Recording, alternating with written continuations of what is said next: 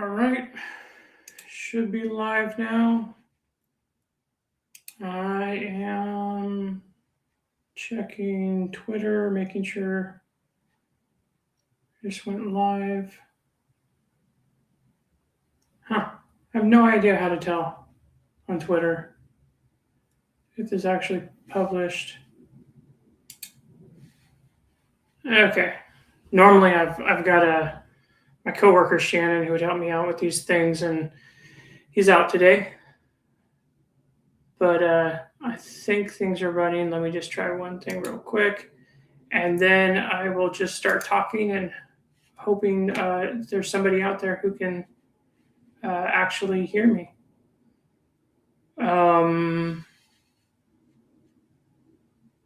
Let's see. According to this, my audio should be working. I should be sharing my screen. It says there's 3 live people. I don't know how chat works. I'm streaming to Twitch, YouTube, and X, but I think you can only chat maybe on Twitch. But how are you even going to find it? I don't know. My account is I build the AI and at Twitch. I'll post. Let me see. Let me see if I can post this on Twitter.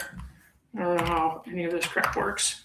But I'll get started in just a second. So I'm just trying to figure out this crap or whatever. I assume when I posted, I'm using StreamYard, so it's supposed to see, it says I'm live, but wouldn't there normally be a thing that says, hey, I don't know, whatever. I guess you can click there. I'm just going to put this. Okay. Actually, let me just try this. This is weird. If I go here, does that show up as a stream? Okay. Yeah, it's streaming me. Okay. I'm just going to put this. Supposedly, I'm streaming somewhere right now. It's supposed to be on YouTube. YouTube, X, and Twitch. That's Twitch. And then I think on YouTube, I'm supposed to be at... Oh, crap. Inception. Okay. We'll get started in just a second. Sorry, people. If I go to Obot AI. So this is our company account. I think might be streaming. Right. Yeah, I'm streaming right there too. So I'm going to copy this somehow. Copy that. Okay.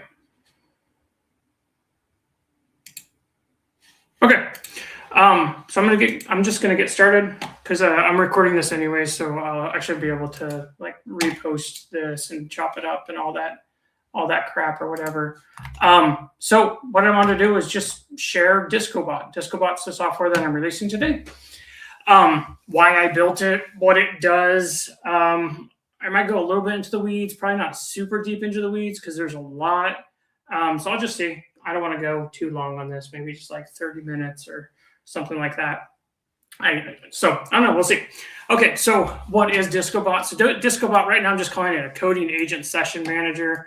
Honestly, it's one of the great questions is going to be why in the world did I build this as opposed to using something else? Because as I show it to you, you're going to be like, oh, that looks just like X or Y or Codex or GUI. So the reason why I built this is mostly, one, because I could, but it's, I've been trying to figure out the best way to vibe code. I got really heavily into vibe coding this last December and January to the point that as of this year, I haven't written a single line of sorry, I'm just checking this is working. So I haven't written a single line of code manually. I've just been using coding agents to produce that code. So I've been really embracing vibe coding, and it's been great, and it's been terrible. I run into a lot of issues. I see a lot of positive things. It's been interesting. So I'm quite optimistic about it, but there's so many issues.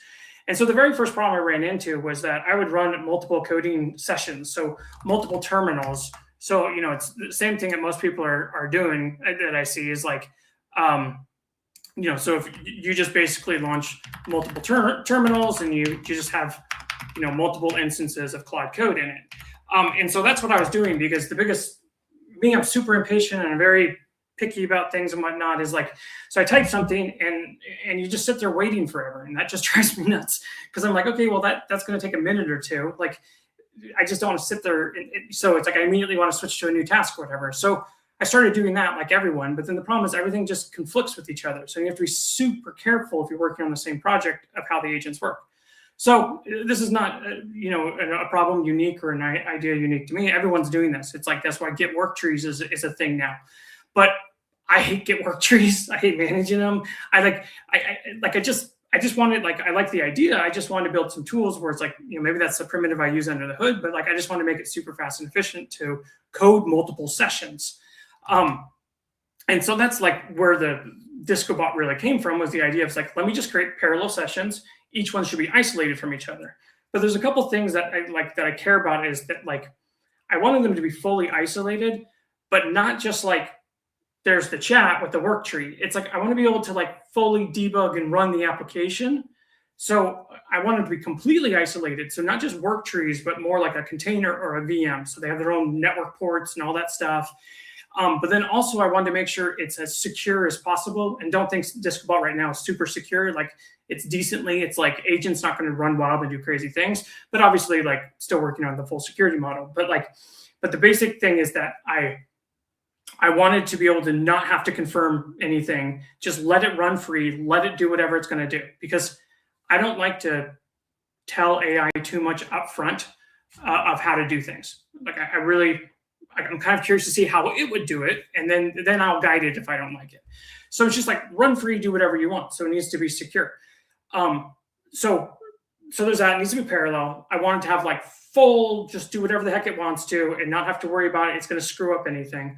And then the last thing was, I really did not want to build like another IDE. Like, even though you'll see like this, as I demo this, it has various, IDE like features and whatnot.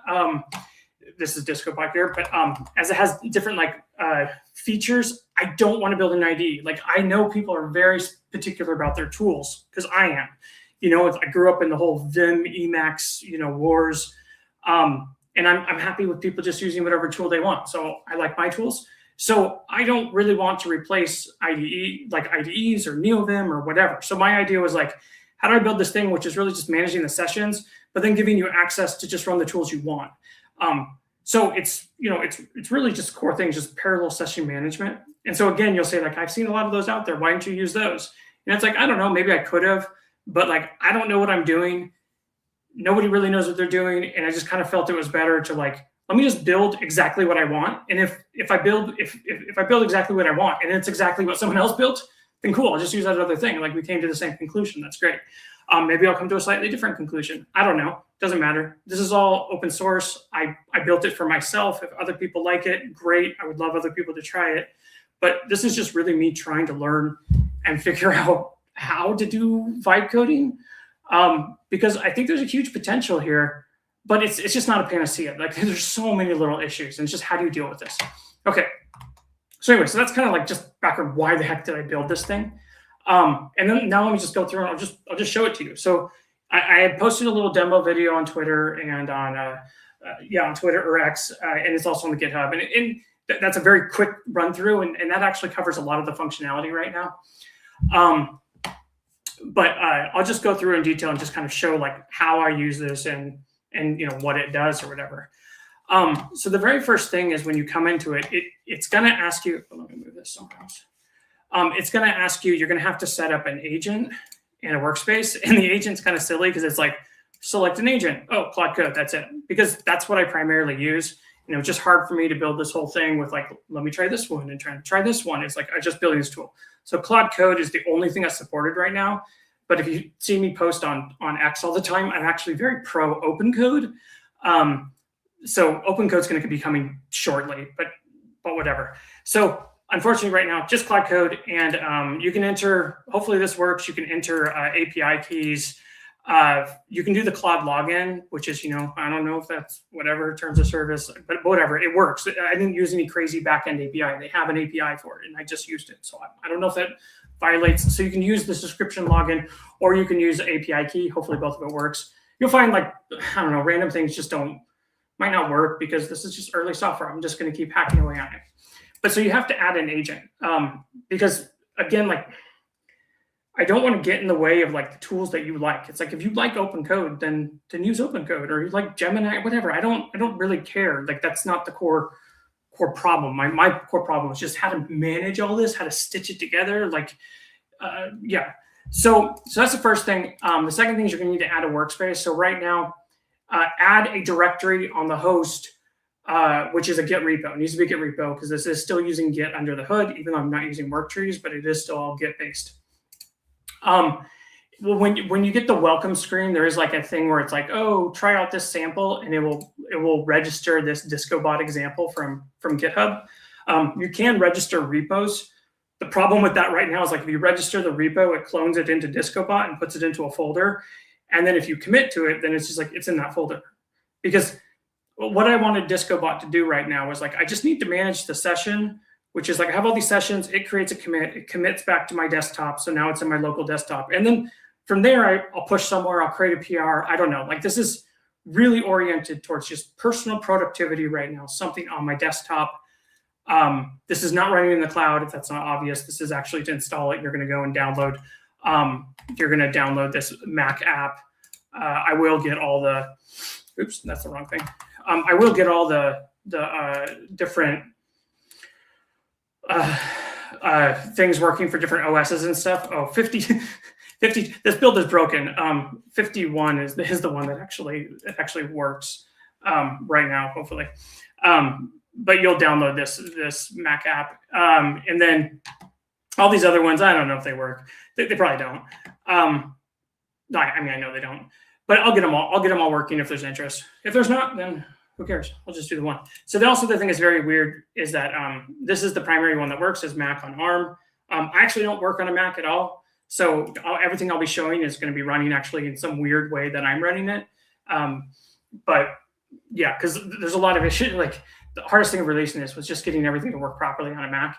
And I'll probably do a different session where I go into the details of how this actually works under the hood because it was super fun, pretty low level stuff. Okay, sorry, so you're going to have to set up. Oh yeah, so you'll have to set up those two things. So that's kind of the primary thing is when you do this, it's like what's the agent and what you're working on. So if I go with this Discobot example, this I can just say something like that. Oh, also the other thing I highly recommend for people is get into voice dictation if you don't, because like with vibe coding, you're conversing with AI, like you're working with AI as like a companion or whatever. So it's just annoying to type all the time. It's just much easier because I really just talk to it like I would talk. I don't put a lot of super thought into perfectly crafted prompts or plans or whatever. I just talk to it. So I'm using Whisperflow right now. I don't know. People use a bunch of different things, but can you just tell me about this software project? Okay, so what's going to happen, assuming this works, and it'd be totally like me if it didn't work. Okay, I think that means it's coming up. So no, this is taking a long time to run. Oh, I hope this works. Okay, it worked. Okay, so what's going on is when I did that, it actually spun up a parallel environment. So you can think of it as running in a Docker container. If you're running on a Mac, what I'm actually doing is spinning up a VM under the hood that has containers inside of it. So you don't need to worry. You don't have to have Docker installed or anything like that. You don't even need to know about Docker. It's like I just happen to be using that. Most likely I'll drop Docker at some point and go to an even lighter weight approach. But that was just the easiest thing to get working. So when you do that, it's going to spin up a completely parallel environment. So if I go and I create like another session here, this is just a test. Actually, just delete the README file. I want to show that. It's funny when I'm doing testing and I say like, can you delete this file? Sometimes it goes, no, that would be a bad idea. And I'm like, no, I'm just testing something, please. Okay, so you can see when it's spun up, these buttons popped up here. So this is kind of the interface here is you can see you get a terminal. So this is a terminal into the container. So this is running like right now, these are just running containers, locally on your machine. I don't know, one day they could be running in any one of the millions of sandbox providers that exist out there. But so you can immediately, you can get a terminal, because it's like, this is an isolated environment. I want to be able to get access to it if like I'm doing whatever. I want to be able to get access to it. So you can run this. It's just Xterm.js. It's kind of crappy. I'll probably switch to Mitchell's cool ghosty stuff that people are putting on the web now. But you can also just copy this SSH command. Let's see. Hopefully this actually works. Let me go into here. Oh, wait. I'm on the wrong spot. I have a very weird setup. Just excuse. I run Windows, but with WSL2. I'm actually a Linux nerd. I don't like Windows. But anyways, so you'll see I'm just doing a lot of weird things. But anyways, so that got in there. So you can see like echo hi into who, right? And then so if I go back here, oh, oops, oh, geez. Right, so it's the same session. So you can just SSH in. So you could just, so if you're like, I hate this crummy terminal, because obviously it's crummy. You can just SSH in. So like, this will be fun if I get to the details, like, because I'm not even SSH server under the hood. It's fun.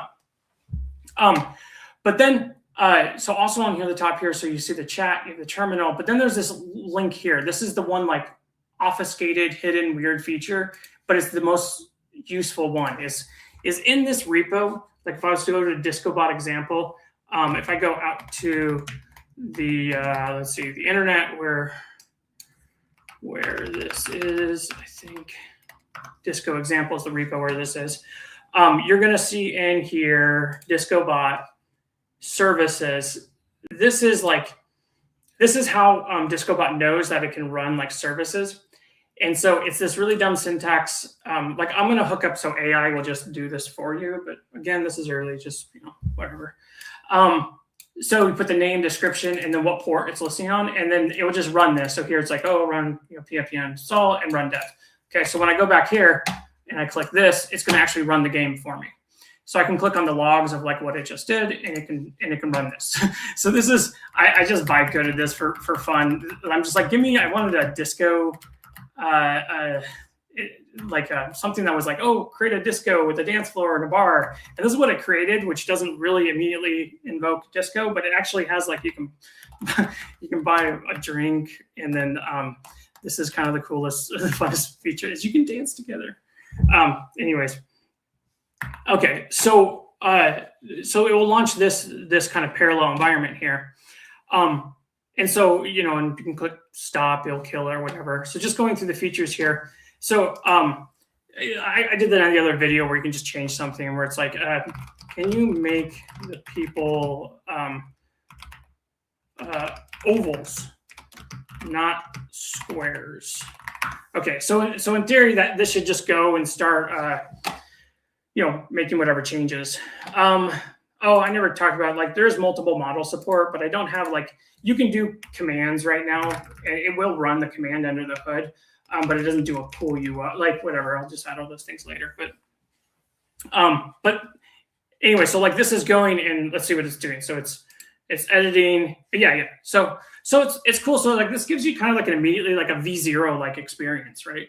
But under the hood, it's just Cloud Code. So you can customize this agent however the heck you want. Put a different agents MD. Because if I go here, you can see, like, again, I was saying, like, there's kind of like IDE-like features in here. But again, I don't want to replace an IDE but it's like this just gives you quick access to the files and stuff. So I can see, like, up here's the changes that it just made. So if I click here, it's like, okay, well, here's the changes that it made. I don't know what this code is doing. I fully vibe coded it. This was that dumb thing that I echoed in there.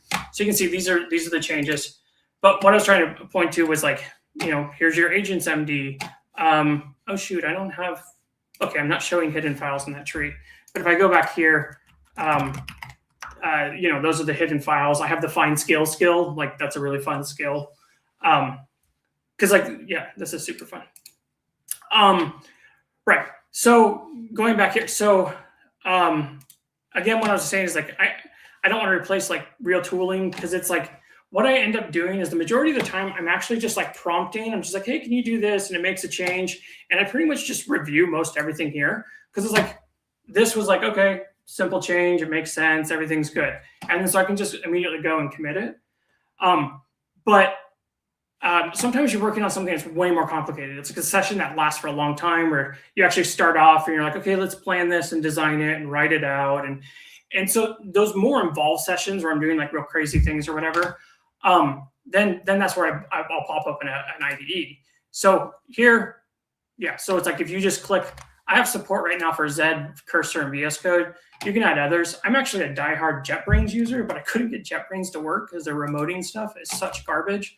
It's so frustrating because I actually love JetBrains. But positive side here is I got into using Z, and Z is amazing. So anyway, so here, like this went and it edited like, the bootstrap scene or whatever. You'll see these same changes here. And in theory, you should be able to like launch a little terminal here too. But for some reason, this is broken on Z. I have no idea. So I got to go into that because like if I go into launch like VS Code, you'll see VS Code actually works fine. Where trust and continue, you have to do all that dumb safety stuff, downloads, and then like so here if I go, nope, where's the terminal? I'm not a VS Code person, so I no idea how to even launch it. Okay, I feel really stupid at this moment. Terminal should be really blatantly obvious to me, right? Is it like that? Okay, yeah. So anyway, so this one works. I can actually get terminals in here. So like this is all running, but I don't know why. There's some bug with Z. I'm proxying through like an SSH through a Docker. There's just so many things that it gets complicated. Anyways, right. So going back to this, so you can run your full thing here. So it's like I do this. So if you see up here Discobot, because this is actually like my live Discobot that I use or whatever. This is not just a demo one. These are all the things I'm working on. So it's like I have all of these sessions where like these are just different bugs and whatnot, where it's like some of these are super big things. Some of them are like small things. But so I have it set up. So actually I don't have this fully work, but I was trying to. Let me see. There was one for debug. Where's that? Oh, right. So I was trying to get it so that like this would launch my Go project with debugging enabled, so that when I click Z, I can then just remote debug with it. Anyway, so I'm trying to set up an efficient development environment for myself, just the way I develop, right? Right. So going back to here, so yeah, so you can launch like the IDs and whatnot. It's super useful. That's a weird UX. I shouldn't have done that right, where it's like you click and then automatically opens up. Let me see. Those are kind of the main things. So then once you're happy with something, because like we just changed this to ovals, I just go and commit. So this is the thing, because I've seen this in other ones. Is like you go to commit, and then people are like, well, I want to modify the commit. If you've ever, whatever, obviously you haven't worked with me, but I write the worst commit messages known to man. Like, and I've tried to improve and be better, but then I just end up writing the worst ones. So when I click this commit button here, it just runs a prompt. It just tells it to come up. Like you can actually overwrite it under the hood. You can change to be your own prompt or whatever. But it's just going to go and do the commit for you. But this is super nice. Like one besides writing a commit message is like in the prompt that I'm sending. The prompt is, where would I find the prompt? I can't even remember. I'd have to bring up Z somewhere.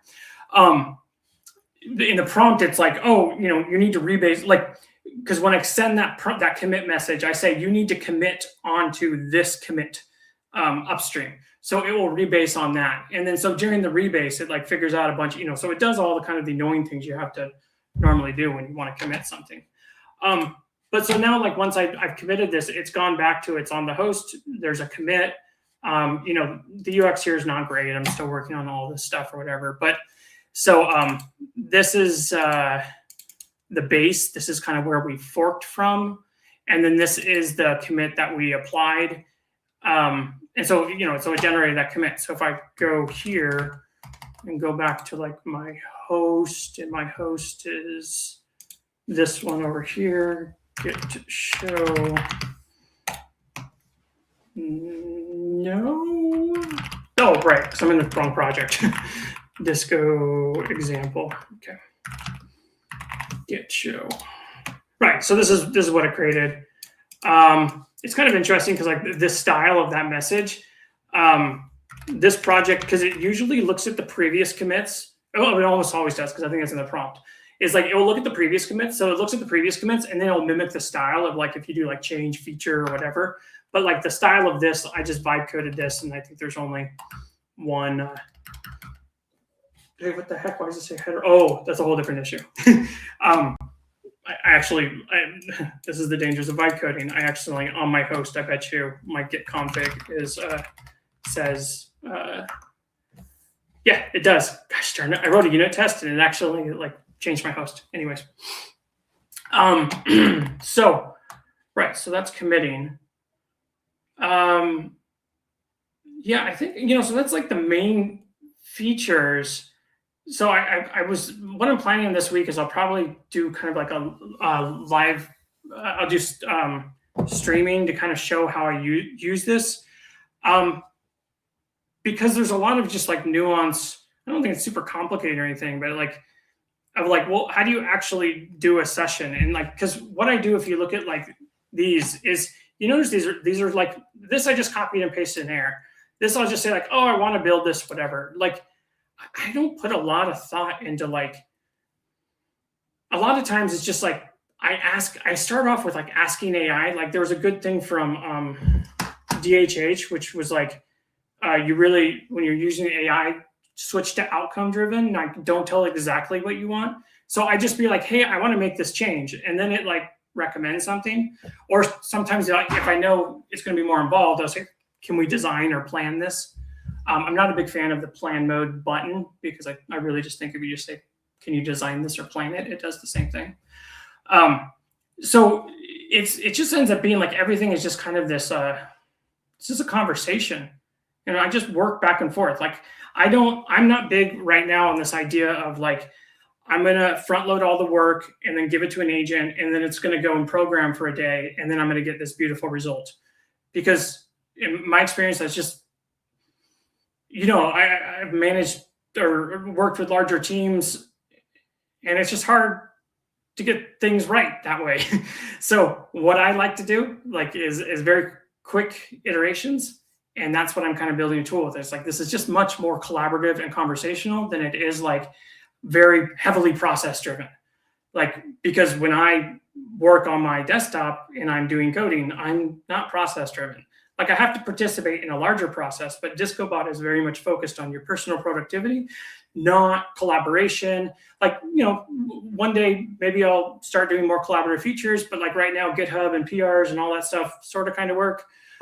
They're getting harder these days, but I just really want to focus on the stuff that I do. So it's like, it's very conversational. Let's see, is there anything else I really want to show you right now from just a high level perspective? No, I mean, so you can go and download this if you go to, it's OBOT platform. That's our main GitHub repo. For obot.ai, my company or whatever. This is our main repo. It's not a repo. What's it called? I don't know what it's called. Anyways, org. So if you go here, that's where you're going to find the latest thing. You can download it. Put in issues. If you see anything, I'll try to address them. The cool thing about issues is I literally just copy and paste them and give them to Claude and say, hey, can you fix this? And it does a really good first pass. I do it all in Discobot. So very last thing I was just show you. So it's like, so I do use Discobot to develop Discobot. So you can see this is kind of weird. So it's like I'm trying to add, which one is this? This I want to, yeah. So it's like I'm adding support for open code because I know this is something I really want. So in here, I don't know if this will work because this is a really heavy, it's not actually that big. Right. So I'm running Discobot to develop Discobot. So Discobot is inside of here. It should eventually boot up. And then we'll get that running. Yeah. So anyways, let's see, how long was that? I don't even know how, let's see how long, what time is it?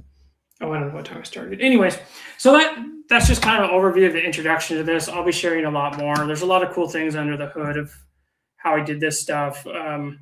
VMs and proxies. There's like a HTTP proxy running in there. So I can capture, like I really wanted to figure out how I can have the most amount of visibility, the most amount of security, and just make it so I don't hate using it. And so there's a lot of little things in there. Like that's the details are what kind of matter. That's what makes you stick with something over time. So give it a shot. If you like it, that's great. But I'm going to keep working on this because this is just my kind of journey of trying to figure out how to be efficient with vibe coding. Because again, it's great. I can produce code so much faster now. But producing a lot of code then just brings in a lot more problems. And so, how do we adjust that? How do you actually test and all this other stuff? It's just, there's a lot we need to figure out as a community, and that's why I'm sharing this. Anyways, I think I'm going to end it there. Thanks for listening to me rant for a while, and that's it. All right, bye.